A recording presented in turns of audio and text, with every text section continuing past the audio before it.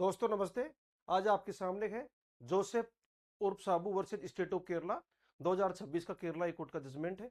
ये जो जजमेंट है ये पोक्सो एक्ट के मामले में पीड़िता की उम्र के संबंध में जो एक विवाद पैदा हुआ उसको निपटाता है। इस केस में एक रेजिडेंशियल जो कॉलोनी थी उसके सुरक्षा गार्ड ने एक 8 वर्षीय बच्ची उसके पास में आती है, उसको वो कैमरा दिखाने के बहाने अपने चैम्बर में ले जाके उसके साथ में यौन गतिविधियां करता है, यानी सेक्सुअल एक्टिविटीज करता है उसके साथ में। इसके बाद में एफआईआर दर्ज होती है और ट्रायल कोर्ट के अंदर मामला चलता है और 7 एक्ट सेक्शन पोक्सो एक्ट का और 354 आईपीसी का इसमें कोर्ट ने कन्विक्ट करके 3 साल के कारावास की सजा उसको सुनाई। एक्यूज्ड इस कन्विक्शन के अगेंस्ट में इसको चैलेंज करता है और मामला हाईकोर्ट के सामने जाता है और एक्यूज्ड ये बात रखता है मुख्य रूप से कि इस मामले में पीड़िता की आयु 18 साल से कम की थी। इस बाबत कोई भी दस्तावेजी साक्ष्य, कोई भी स्कूल का सर्टिफिकेट, बर्थ सर्टिफिकेट और कोई भी रिकॉर्ड यानी कोई भी डॉक्यूमेंट्री एविडेंस कोर्ट के सामने पेश नहीं किया गया। यह बात बिल्कुल सही थी।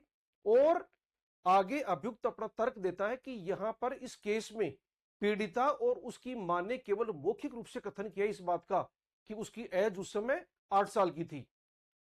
विक्टिम की साइड से इस बात का जवाब दिया गया कि यह बात सही है कि पीड़िता और उसकी मां ने ही केवल उम्र के बारे में मौखिक कथन किया है, कोई भी दस्तावेजी साक्ष्य पत्रावली पर पेश एविडेंस के टाइम पर नहीं किया गया। लेकिन इनका मुख्य तर्क यह था कि ट्रायल कोर्ट के सामने इस मौखिक साक्ष्य के संबंध में अभियुक्त ने न तो कोई विरोध किया, न कोई चैलेंज किया, न इस ऑर्डर के खिलाफ आगे गया।